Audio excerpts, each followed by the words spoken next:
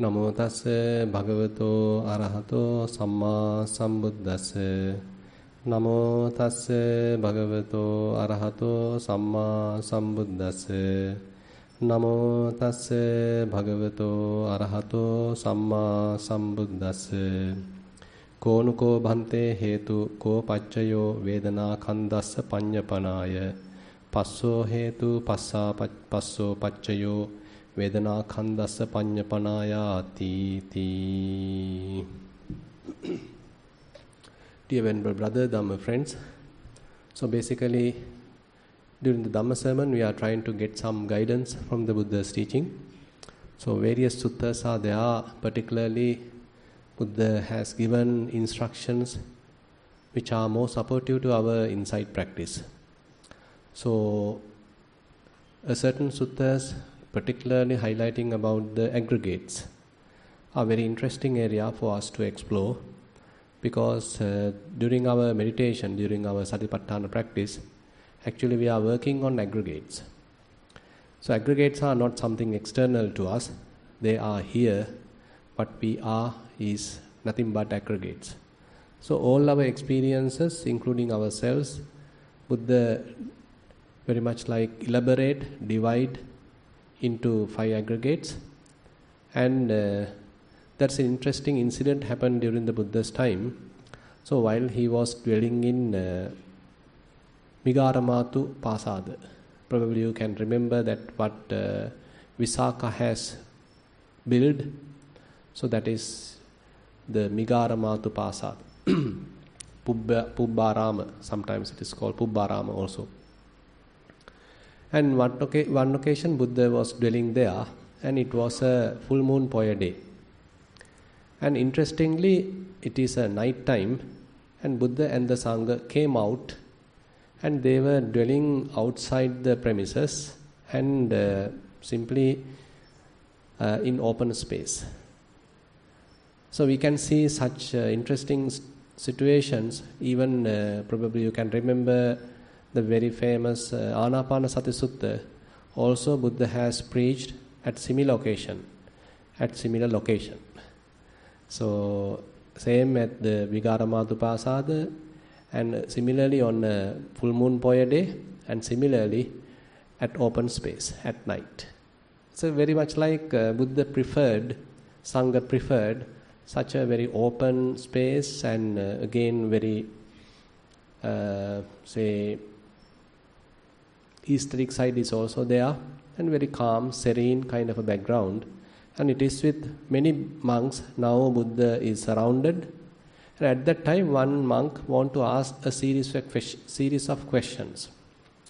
So he is raising his hand. Actually he get up from his seat, and then he is asking, Bhante, I have a series of questions. If you give permissions, I would like to ask this from you. Then Buddha said, okay, no problem, you can ask questions, you can sit and then ask your question. So then he first sat down, and then he start asking one by one. So altogether 10 questions are there. So last month actually we discussed the same 10 questions but from a different angle. And these 10 questions are basically based on the 5 aggregates. And last time we particularly gave an emphasis on the form aggregate. And this time we hope to take some emphasis onto the second aggregate, that is the feeling aggregate. So let's start with the series of questions what he is asking. Imenuko bhante panchupadana kanda sayyati idang rupupadana kanda vedunupadana kanda sannyupadana kanda sankarupadana kanda vinyanupadana kanda. So he has heard about it, the 5 clinging aggregates, and he now wants a confirmation from the Buddha. So that is the first question. Bhante, I have heard these are the 5 clinging aggregates. Am I correct? Then Buddha says, yes, you are correct. So these are the 5 clinging aggregates. What are they? The form clinging aggregate, the feelings clinging aggregate, the perceptions clinging aggregate, formations clinging aggregate, and the consciousness clinging aggregate. And then he get on to the next question, the second one. Imeko pana bhante panchupadana khanda kim mulakadi. So based on what, rooted on what these five clinging aggregates operate or manifest. Imeko bhikkhu panchupadana khanda chanda mulakati. So these clinging aggregates are based on the chanda, the desire. So you can see the whole clinging process happens based on desire. So therefore it is reasonable that Buddha telling there, okay monk, so desire is the root cause. And we all know that the tanha is taken as the dukkha samudaya.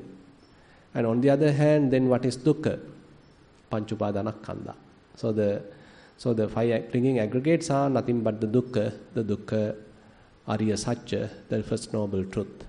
So there are separate suttas directly explaining the Buddha that the suffering, the noble truth of suffering is a synonym for Panchupadana khanda. So basically when we are talking suffering, so on the other hand we can say they are the five types of clinging aggregates. And if we little move into that direction, so if we are to understand the first noble truth, so we have to investigate five clinging aggregates. So with respect to the first noble truth, dukkhaṃ arya sacchaṃ pariññeyaṃ. So that is the statement. So you have to thoroughly understand that, fully comprehend the first noble truth, so that on the other hand we can say we have to fully comprehend the five clinging aggregates. So whenever they are manifesting right now, we need to understand it, we need to recognize it. So likewise, thoroughly we need to understand it. And they are not outside, they are inside as well as outside. So we will get into that more details. And then the third question. Tanyeva nuko bhante upadanang te panchupadana kanda udahu anyatra panchupadana kandehi upadananti. So basically he is asking, Bhante, is this clinging is entirely different from the panchupadana khanda, the five clinging aggregates, or are they the same? And then Buddha say, monk, they are not the same, they are not the different, entirely different either. So what we call yo tattva chandarago tang tattva upadananti. When there is lustful desire, so that is the clinging which we are talking here. So very much like you can't say panchupadana khanda apart from or completely different from the clinging. And again you can't say panchupadana khanda is the clinging also. So it's as a direct relationship. So we can say as a result of clinging, as a result of desire, panchupadana khandas are manifesting. You get an attachment, we get a grasping, and then ultimately you end up with suffering. So likewise, the desire, the grasping, so all are related, and we can't say it is the panchupadana khanda, we can't say it is completely different from panchupadana khanda. So the root cause, as we already mentioned, is the desire. Then the fourth question. Siyapana bhante panchupadana khandesu chandaraga vemattatati. Is there any diversity in this desire with respect to five clinging aggregates? And then Buddha say, yes, siya bhikkhu, ida bhikkhu, ekachassa evang hoti. Evang rupo siya anagata madhanam. Evang vedana siya anagata madhanam. Evang sanya siya anagata madhanam. Evang sankharesu siya anagata madhanam. Evang viññānaṁ siya anagata madhanam. So basically, that means, so we have desires expecting something in the future, but related to the form aggregate. So there are desires with respect to the feeling aggregate. I am going to have this kind of feelings in the future, likewise. Similarly to the perceptions, formations and consciousness. Now if we take much details about the feelings, so we all might have desires, okay, I am going to have this kind of a pleasure in the future, this kind of a peace in the future, this kind of a satisfaction in the future. So we are looking forward to different kinds of feelings. So currently maybe we are bored, so you are looking forward some pleasurable feelings. So that is kind of an anticipation building up in our mind. So always kind of a looking forward.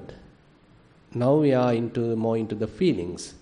So we are looking forward a better feeling, looking forward a much pleasant feeling, a more peaceful feeling.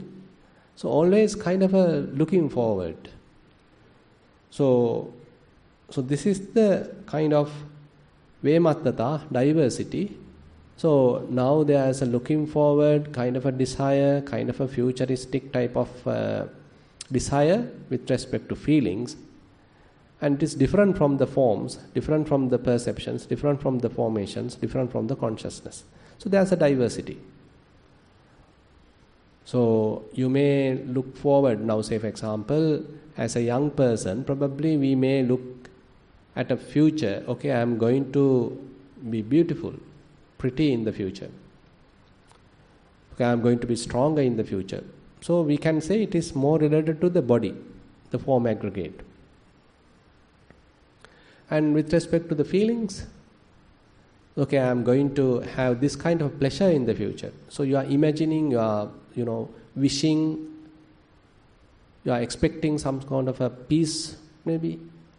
It may be a pleasurable, it may be a more peaceful, maybe more supramundane type of feeling, or it may be a more mundane type of feeling. Either way, so we are expecting some kind of a pleasure, some kind of a feeling, even in the future.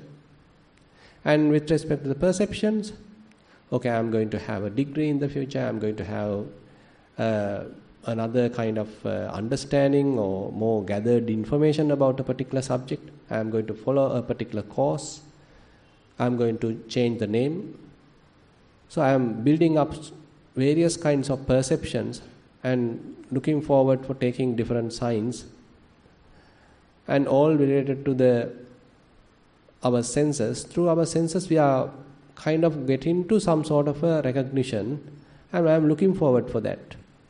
Recognition part, perception side, signs, all that, I have a certain view about it. Okay, I am going to have that. How about the formations? I am going to do this, I am going to tell that, I am going to think like that. So this is my desire, this is my way of doing things. So we have some intentional activities that we are looking forward. And similarly, with respect to the consciousness, okay, through our eyes, what I am going to do, ear, nose, tongue, body.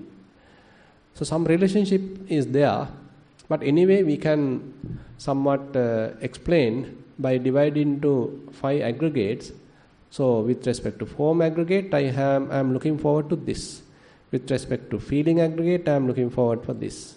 Perceptions, I am looking forward like this. Formations, I am looking forward like this. With respect to consciousness, I am anticipating, looking forward like this. So kind of a diversity is there. So Buddha is explaining, okay, this is the type of diversity with respect to the 5 clinging aggregates. Now, Chandaraga Vemattata. So they are with respect to desire, so they are different kind of desires because our aim is different.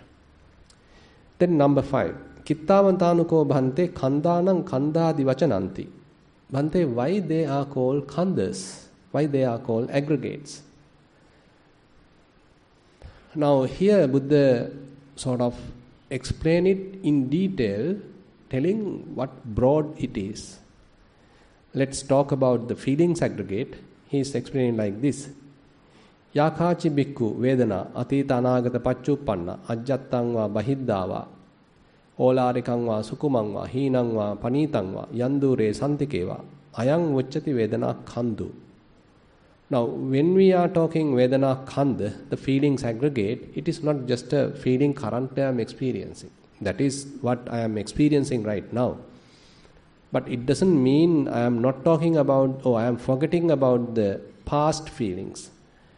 I am not considering about the future feelings.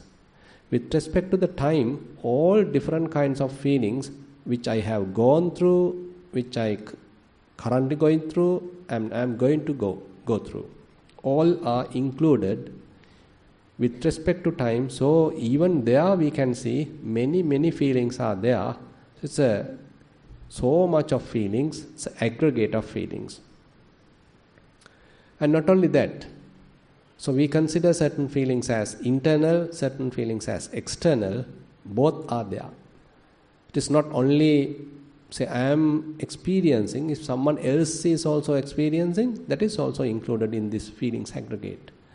So probably you can remember when we are practicing Anapanasati, Vedananupassana, Satipatthana, Vedananupassana. So we are simply telling, okay, iti ajjattang va vedanasu vedananupassee vihirati. Bahiddha va vedanasu vedananupassee vihirati. So we start with the internal feelings which are directly related to the body and the mind, which we can directly experience. That is where we start with. But more we thoroughly understand the true nature about them, then inferentially we can understand, okay, the same type of feelings are there outside also. If someone else is experiencing some different kinds of feelings, they are not entirely different from what I am going through. They are very similar. They have the same nature. So inferentially we can understand the external feelings as well. So whatever the feelings inside, whatever the feelings outside, they are merely feelings. So they show the same nature. So it is actually enough for us to understand the internal and more experiential kind of feelings. It is obvious that we can apply the same knowledge to the outside feelings as well. And therefore, both are included. Both categories are included. Then Aularika and Sukkuma, what is inferior and what is superior. And certain feelings, we consider they are more sublime, more interesting or more subtle. Assume that you are experiencing some sort of a bliss coming through your practice, through meditation. So while you are in a jhana, while you are in a very good samadhi, or even when you are in a very good understanding, maybe even emptiness, so you are experiencing very sublime kind of a supramundane type of feeling. We consider it is more superior. But on the other hand, say you are categorizing, okay, more mundane feelings, they are not that, wholesome, they are more inferior, but still they are feelings. Both categories are coming under the feelings aggregate. So about different kinds of categorizations, doesn't matter, all are feelings, by the way. All are coming under the feelings aggregate. And then yandure santikeva. And certain feelings which are more closer to you, and certain feelings which are far away from you, which someone else may be going through, but still they coming under the feelings aggregate. So whatever theory, whatever kind of a true nature, what we are talking about feeling is applied, can be applied to any of these categories. That's the interesting thing. So when Buddha is telling, okay, feelings are impermanent, it is not only the internal feelings what I am experiencing, it may be the feelings someone else is experiencing, who is experiencing it at a different realm. Still they are feelings, still they are impermanent. It's a very, very universal fact. So therefore, that's why we call it aggregate. So it's a huge area. You can't talk any feeling which is, you are saying that it is not included in this feeling aggregate. There can't be any kind of a feeling which is not included in this aggregate. But there's an interesting question. Then what are you experiencing while you are in Nibbana? Then we have to say, yes, it is, we can say, beyond the aggregates. So Nibbana type of experience is therefore sometimes called Avedayita Sukha. So it is not something mundane kind of an experience. And again, you can't say it is coming under the aggregate of feelings.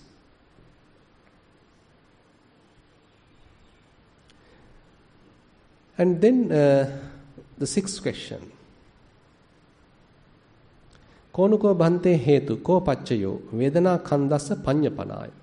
Bhante, what is the reason, what is the cause for the manifestation of the feeling aggregate? So what is the cause? That is the passa, the contact. Passo hetu, passo paccayo, passa paccayo, vedana khandasa panyapanaya. So Buddha answers telling, okay, the contact is the cause, contact is the, say, root for the feelings to manifest. Sometimes actually we forget it because feelings are more obvious, feelings are more evident. This is something that we can immediately feel. So we forget about the root, we forget about the reason, we forget about the cause. And interestingly, so all different kinds of contacts are there. So they are the ones actually deciding what kind of feeling that I am going to experience. It is not actually I am trying to decide or they are under my control.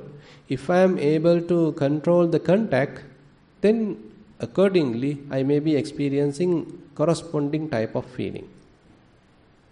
So there's an interesting explanation given in the Nandakovada Sutta. When Nandaka going to teach the bhikkhunis, the nuns, so he is asking the question, so what is the root cause of feelings? Then obviously the nuns are answering, it is the passa. So they are explaining in more detail, tajjan tajjang passam paticca tajja tajja vedana uppajjati. So whenever this kind of feelings are there, this kind of contact is there, this kind of feelings would arise. This kind of contact is there, this kind of feelings are arising. So basically, different categories or different varieties of contact may be happening according to different varieties of feelings would arise. So if there is a contact which is capable of producing a pleasurable feeling, okay, then the result is a pleasurable feeling. If there is a contact which is capable of producing a painful feeling, okay, result is the painful feeling. If there is a contact which is capable of producing an equanimous feeling, then the result is an equanimous feeling. So you can see the relationship there. So it is entirely Paticcasamuppada. It is entirely dependently arisen. Vedana paccaya tanha, and before that passa paccaya vedana. And so the Vedana paccaya tanha, that also we already can actually cover. Actually, where Buddha is talking about the cause of the five aggregates, feeling aggregates, so that is the tanha. And here, on the other hand, we can say Vedana is also causing tanha. So when feelings are there, if it is more pleasurable, more appealing, so naturally there is an inclination to have that again. So I am looking forward for that. Why not further? Why not longer? Why not in the future? Why not tomorrow?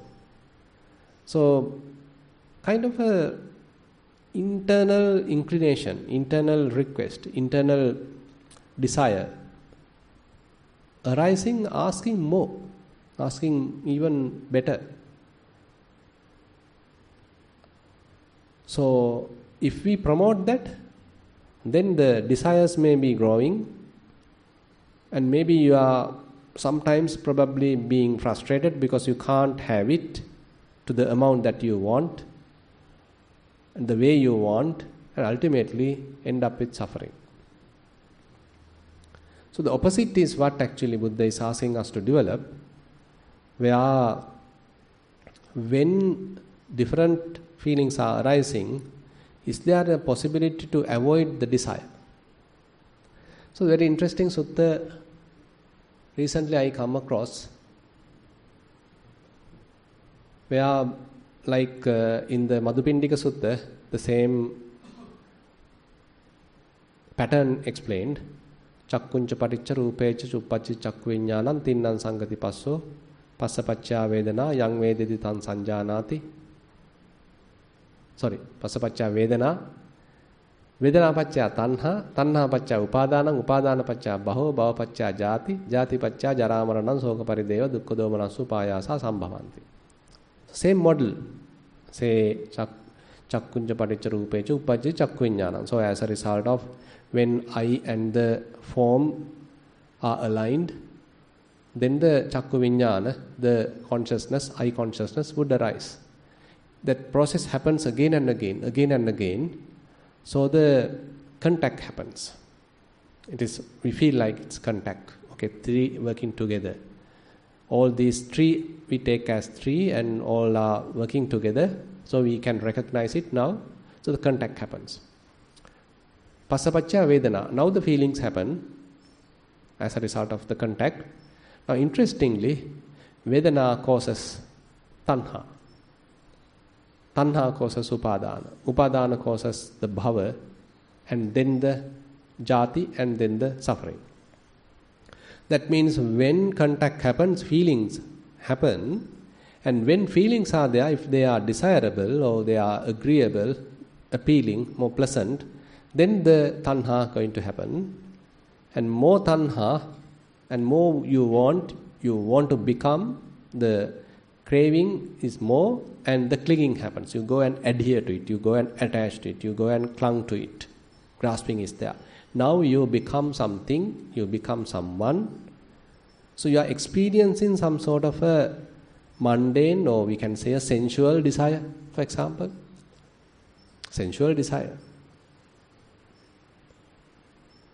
So you are born to that now. You are experiencing that now. So you are gone to a different state now. No more in the present moment in a way. Very much like you have shifted your attention to something else, and internally now you are going through something. And that also comes to an end. So the jara, marana, soka, all that there.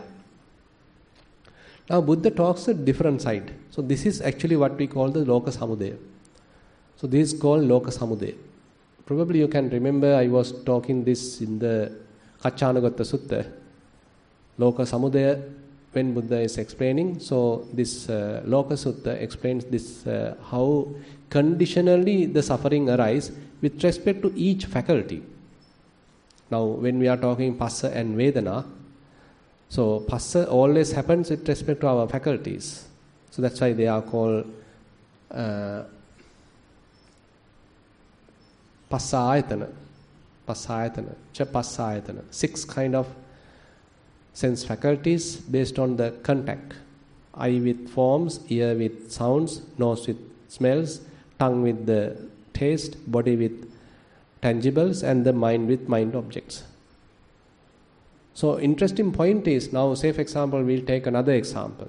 Say you hear some sound and assume it's a beautiful sound, beautiful song. Sotam paticca saddecha uppajjati sota vijnana. Now there is ear, there are sounds. Now the awareness, the cognitive side of the sounds, and they are called the ear consciousness. Now it repeats again and again, the whole process repeats. Now the ear contact happens. Tinnan sangati passu. Passa paccaya vedana. Now the feeling happen, and you feel, happy about, because it's a beautiful song. So you feel happy, you feel little elated, you feel uplifted. You are assume that you are in a bored situation like now. And you feel uplifted, you feel, oh my goodness, that beautiful song. And automatically there's a desire. So you don't need to think about it even. Automatically you are turning to that direction even, like. It happens automatically. So electric, spontaneous like. So when the feelings are there, automatically we being very much inclined towards that direction.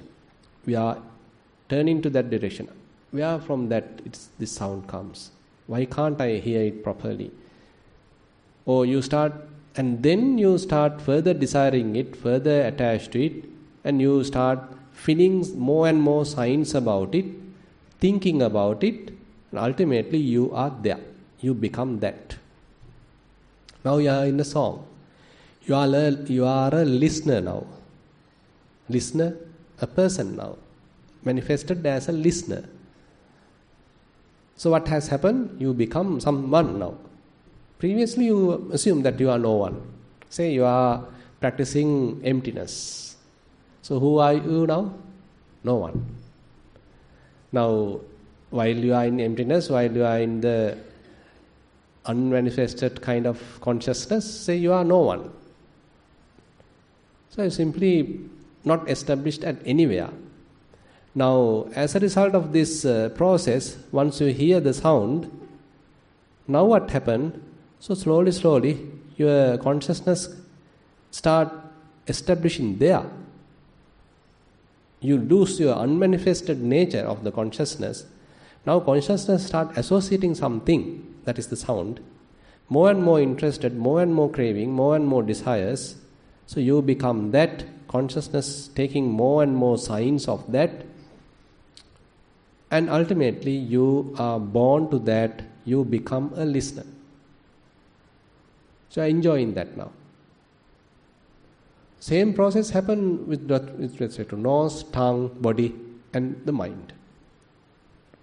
And we have that habit. So when a little thing coming to our mind, we expand it, we multiply it, manipulate it, fabricate it, all that are included in our design, mind design. So you can, these things you need to see, we need to see in our mind how the mind is manipulating all this data. Say these are sense data, no? So you hear a sound. When a sound is heard, how mind is reacting on top of that, how mind is manipulating that heard data, that sound. How am I adding my own likes, dislikes, my judgments, my assumptions, ideas onto that experience. Now I am magnifying the whole experience now. It was a simple sense data, but I can't keep it as it is. I am magnifying it, adding it, manipulating it, fabricating it. It becomes huge then. And that is where I am born to that now.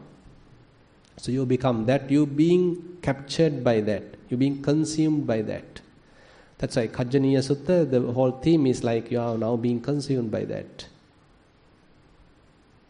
So you can see what happened to our consciousness in a way. Previously it was like completely free, pleasant, we can say innocent, free, but now it's being fully captured, tortured by that sound.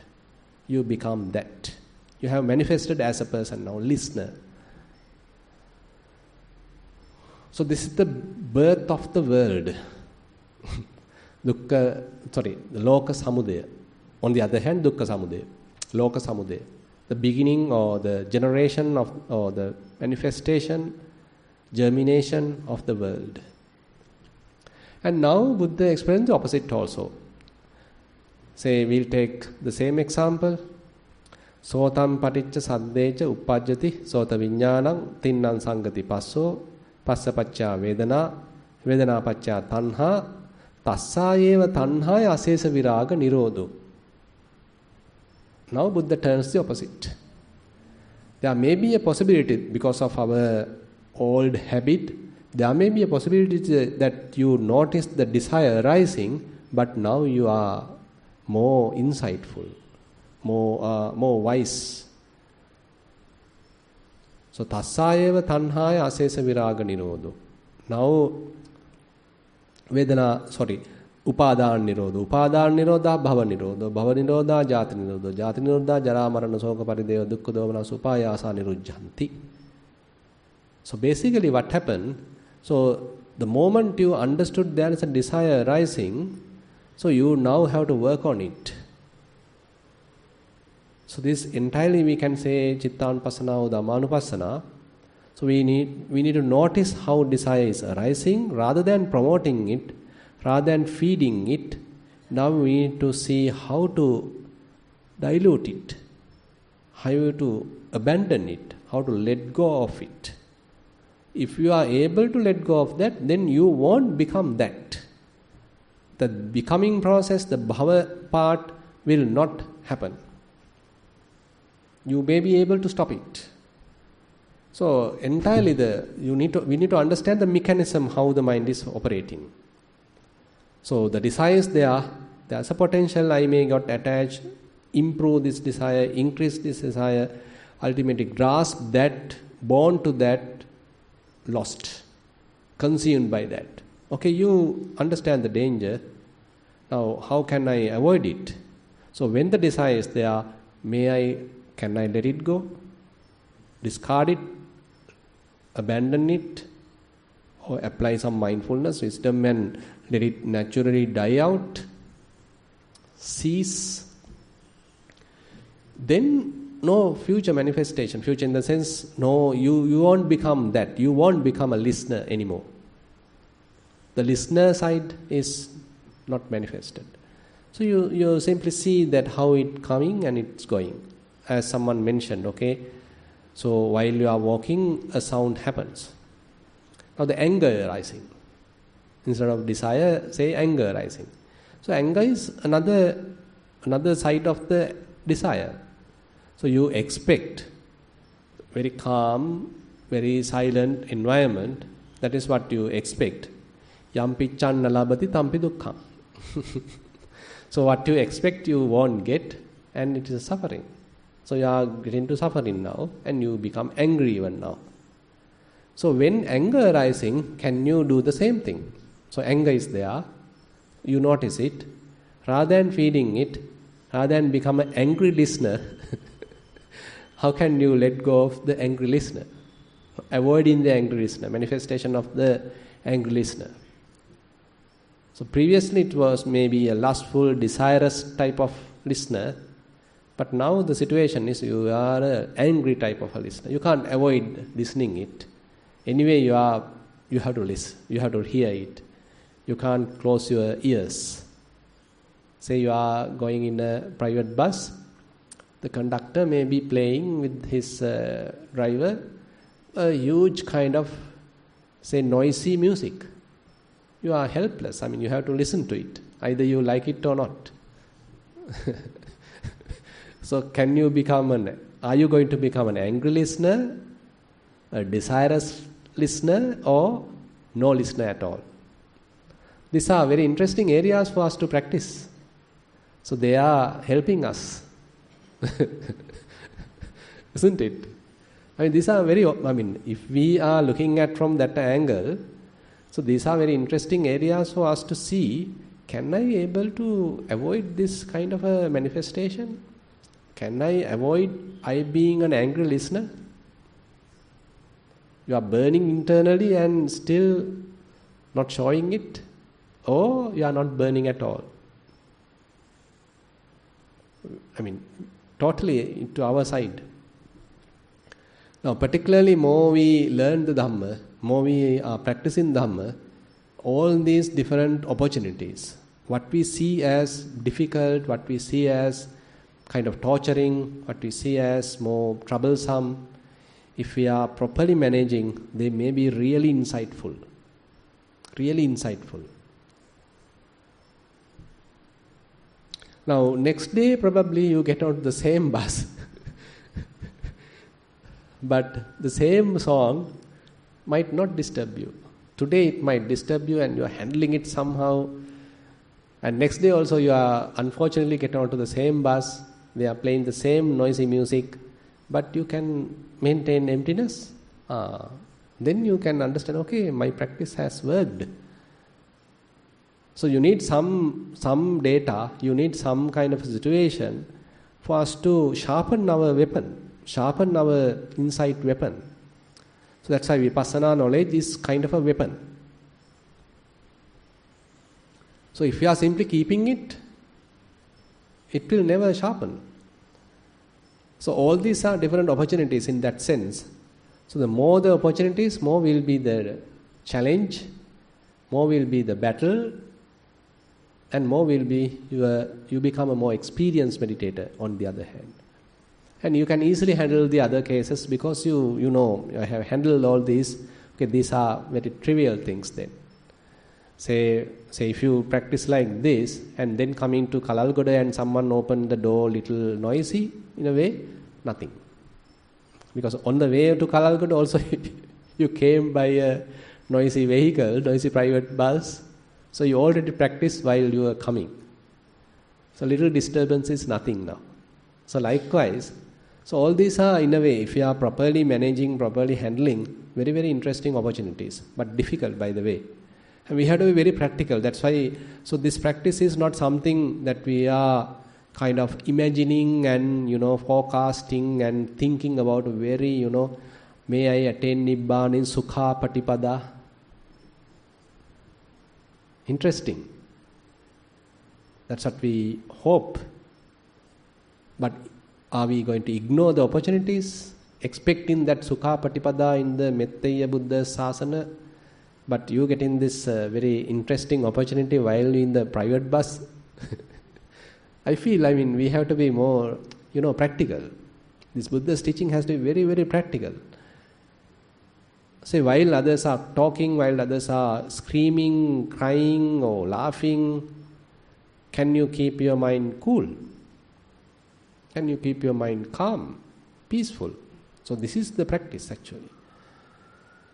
So that's why the practice, the teaching become more and more applicable, more and more as you are maturing in a way. As actually, the maturity won't happen immediately, and maturity won't happen without you practicing. The more the opportunities, more wisely we are using, we become more and more mature. That's why we discuss even during the Dhamma discussion time. So more the opportunities are there, more the thoughts or any other objects are there, you have very good field for you to practice, to sharpen the faculties, to sharpen the wisdom faculty particularly. And then he's asking another interesting question. This is the 7th question. Interesting one. Katampana bante sakkaya ditti hoti iti. Sakkaya ditti.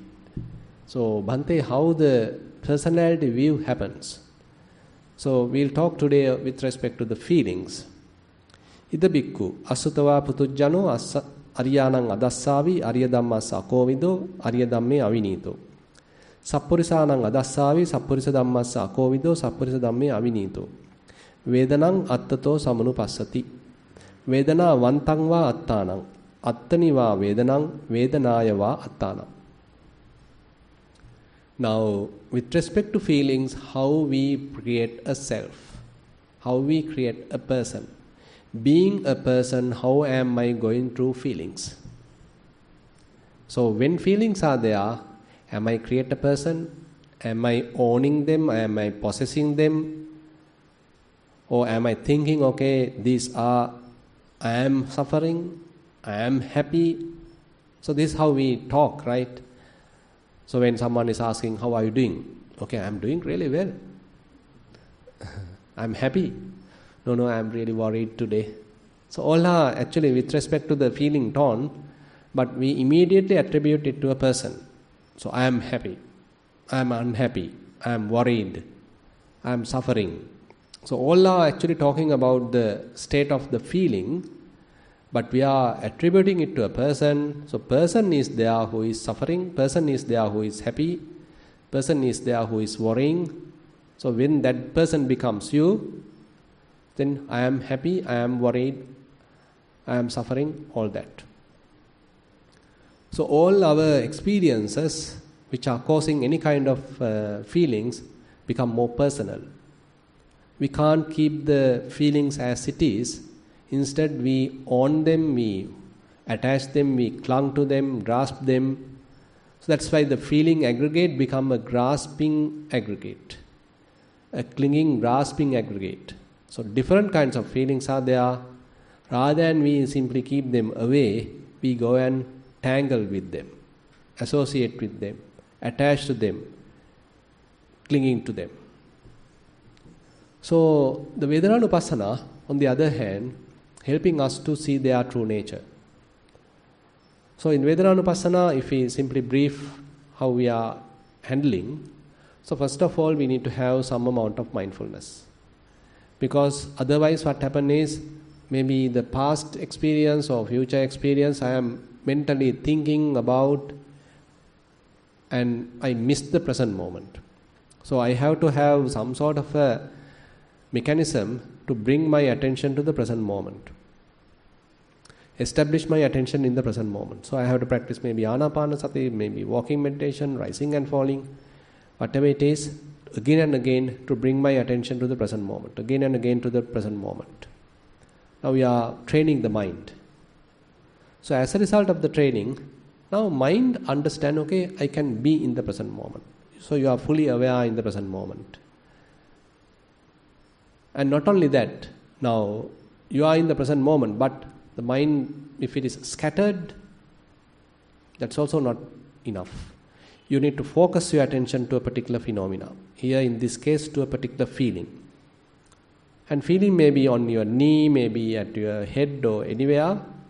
So you need to quickly pay attention to that feeling before it vanishes, because you know you are now going to investigate it. Feeling is there, but you are now going to do a kind of an experiment. Now we are very much like preparing the apparatus. So feelings are there, we don't know where it is going to happen. So I should be ready. I should be armed. So what are we need? One sense the mindfulness, the other sense the concentration. So that's why the concentration is also very important. So we can't do this experiment with a scattered mind, confused mind. So you need to have a very silent mind in one sense, collected mind in the other sense, and it has to be happen in the present moment. It has to be utterly in the present moment. Because the feeling happened right now. So whenever it is happening, you should be able to locate your attention also. So how are you going to handle that? Say for example, feeling happen on one knee, not the one knee, but this knee. So next it happens at the other knee. So how are you quickly transfer your attention from this place to the other place and exactly, precisely onto that location, precisely, very well collected mind. So these are the skills what we need for Vipassana. So these are the skills actually we are developing again and again through even walking practice. Say your foot is touching the ground and you are properly positioning your attention onto that particular place. You are aiming it properly. Next moment the foot touches the other side foot. So the right foot is touching. So you need to quickly withdraw from here, from your left foot, and properly position at the right foot. So a kind of a training, entirely a mental exercise. Proper aiming and proper, very much like timing. Very quick timing has to be there. Say if your mind takes long time to concentrate, typically it is the situation. Say you are practicing Anapanasati, so your mind get distracted, again and again it's distracted. Again and again you are bringing, again and again distracted, again and again bringing. So ultimately you become successful, it is now concentrated here, but the moment it is shifted to something else, it takes time to rebuild. You can understand what I am telling, right? Say there is a sound and now it is completely shifted to the sound. Very difficult to build the same amount of concentration back at your nostril because the shifting has happened. So can you quickly, even when the mind has shifted to the sound, can you come back quickly to the nostril, immediately establish mindfulness and concentration to the same amount? See, these are very, very practical points. That's why, this is a practice. That's why it's very, very practical teaching. So you can see, no point of saying that without having these kind of skills, okay, I am an anagami, I am an arahant. No point actually. So these are mental skills that we need to understand. What are the kind of skills that Buddha is looking forward? Samahito yathabhutam pajanati passati. Only when you are having this samahita, the very clear, contented, or we can say collected mind, then only you can see things as they are, as they truly are. So these skills are like prerequisites for our practice. So that's why it will take time. It is difficult, true. That's why sometimes it's very unfortunate that sometimes people are trying to say some cheap statements. Okay, without all this, I have attained this thing, that thing. But we need to be very realistic, understanding where am I, what is the situation right now about my mind. So what are they talking about, and is it possible for me to achieve it? Let's practice, let's strive.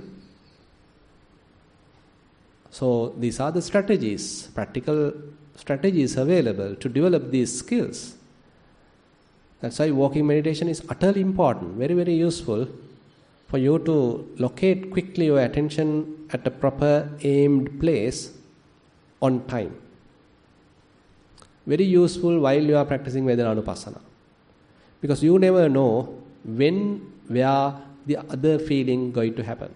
Because now more you are able to apply your mind and investigate a feeling, more will be the wisdom. If you miss a feeling, then you have to wait for another one. You miss the bus, you have to wait for the next bus. If the bus driver going for a strike, sorry for today. Like train drivers, they often go for strikes. So the feelings, whenever they are happening, so if we quickly make use of them, more and more investigation, then more and more will be the wisdom. Simple as that. Because you are practicing more and more. Sharpen the weapon by practicing. So assume that now you are practicing Vedananupassana, you know what is mindfulness, you have the capacity, you have the skill, you know what is concentration, and you are capable of quickly concentrating onto a feeling. It happens right now. You quickly keep your attention there. You start investigating it with a balanced mind, with a quiet mind. No talking, no inner chatter, very silent, fairly keeping an open eye, equanimous mind, investigating what is really going on there. You don't know. Inquiring, inquisitive. Then very fresh. You are like a child who want to know what's really going on there. So this is a very, very interesting kind of practice in a way. So when you are approaching like that, without any kind of presumption, if you know, okay, they are impermanent, they are suffering, they are non-self, then how are you going to learn? So that's why typically it is expected the yogi has to have what we call the beginner's mind. You know nothing. You know you have the capacity now. You are equipped with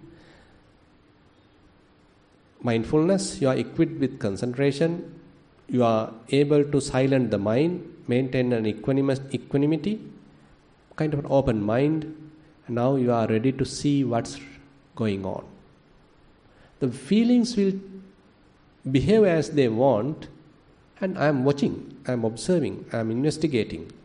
As a result of that, very natural, aesthetic kind of, we say, insights may arise. It's your own practice, it's your own wisdom. So insights may be there. Somebody, I can't remember, this is the last Nissarana English retreat. They were asking, what is this insight or something? They are asking. Feeling, right? Moment. Yeah, moment. So can you have an moment when you know things, when you are going with preconceived ideas, isn't it? You can't. So yeah, with an empty mind, you know nothing. I'm a beginner. So yeah, I'm going to investigate. I don't believe what Buddha say. Is it really true? It is impermanent. See, then they are showing impermanent. Yes, they are impermanent. It is not because Buddha has mentioned it. They are telling me again and again, they are showing their true nature. Yes, they are impermanent. So you accept it, right? By seeing it again and again, seeing it. So we need to understand it very clearly. What is the path Buddha is expecting? So how we need to practice in a way, it is not that we are trying to condition the mind telling it is impermanent, it is impermanent, it is impermanent. Rather, we are deconditioning the mind. Our mind is conditioned already thinking they are permanent. I have a certain control and they may produce happiness, but now it is completely kind of radical, where you are changing that past habit, old belief. It is showing their true nature. Yes, it is transient, it is impermanent, it is unsatisfactory. Even the pleasant feeling is unsatisfactory. Even the pleasant feeling is impermanent. Even the pleasant feeling is non-self. So you understand these three attributes, universal characteristics with respect to feelings. Impermanent, unsatisfactoriness, and the non-self. Now typically what happens, we don't know that. We consider they as permanent, they are beautiful, they are happy. So you become that. I am happy, I am suffering, I am worried. This is my happiness, this is my worry. So don't disturb me, I like to cry. I want to cry. So that's why some people, when they are worried and they are crying, when someone is coming to, pacify them, don't disturb me. They don't want to stop crying. Let me cry. So you better let them cry.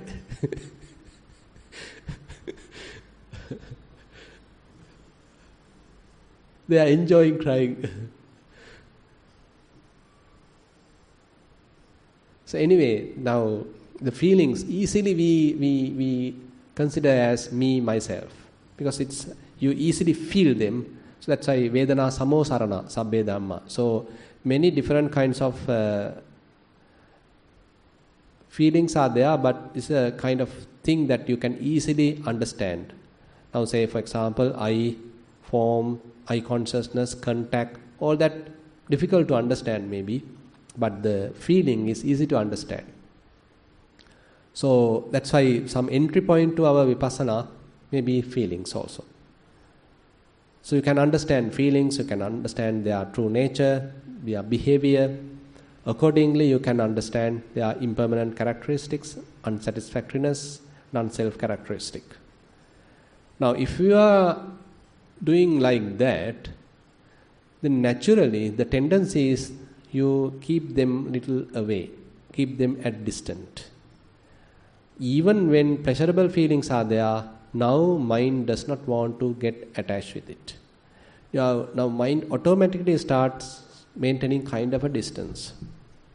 Even when different beautiful, pleasant, pleasurable feelings are there, so mind starts little distant.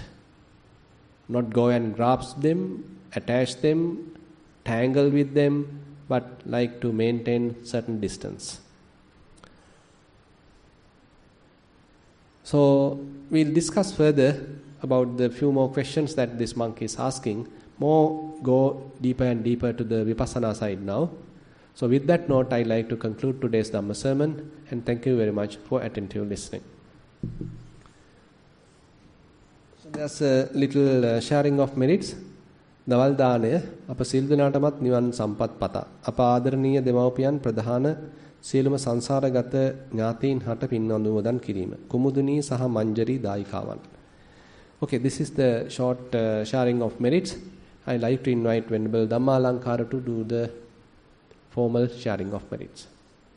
Let's share our merits with our past relatives, celestial beings, devas, brahmas, and our supporters, and whoever was saying traditional words. Ikkavatājam dīvi sampradam, punya sampradam, sabbe devānamodantu, sabbe sampatti siddhya. Ikkavatājam dīvi sampradam, punya sampradam, sabbe bhūtānamodantu, sabbe sampatti siddhya. Ikkavatājam dīvi sampradam, punya sampradam, sabbe sattānamodantu, sabbe sampatti siddhya. Ākāsattha ca Bhummattā Devānāgā Mahīgā Puññaṃ Anumodittā Ciram Rakkhantu Sāsanam. Ākāsattha ca Bhummattā Devānāgā Mahīgā Puññaṃ Anumodittā Ciram Rakkhantu Sāsanam. Ākāsattha ca Bhummattā Devānāgā Mahīgā Puññaṃ Anumodittā Ciram Rakkhantu Sāsanam. Idammo yāti namo sutta Thero. Idammo yāti namo sutta Thero. Idammo yāti namo sutta Thero. Imina puññakamena māne vāra samāgamo. Satam samāgamo dhūyāvritāna kattiya. Imina puññakamena māne vāra samāgamo. Satam samāgamo dhūyāvritāna kattiya. Imina puññakamena māne vāra samāgamo. Satam samāgamo dhūyāvritāna kattiya. Sadhu, sadhu, sadhu.